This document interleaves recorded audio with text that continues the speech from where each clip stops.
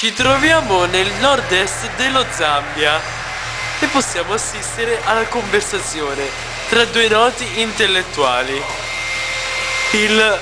L'ornitologo Oreste Puncicalli e il sessuologo Matteo Ciambotti.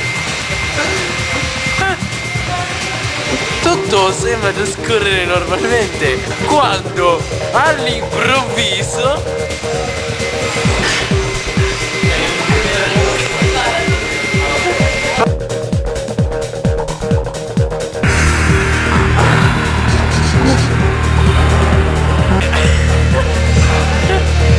ecco un famoso galasticolopo, un essere alquanto mostruoso, capace di fare cose totalmente insensate. Ecco il sessuologo che prova a intervistarlo.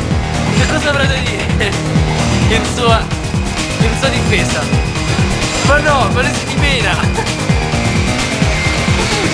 Ma ecco che il nostro ornitologo spaventato e fugge.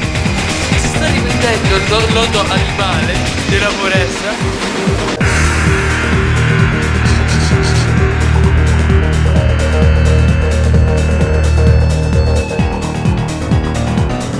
La situazione è caotica, non capiamo più lo svolgersi corretto degli avvenimenti e vediamo semplicemente grande confusione.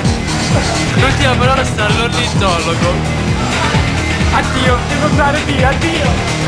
E l'animale cosa dice? Questo video fa cagare.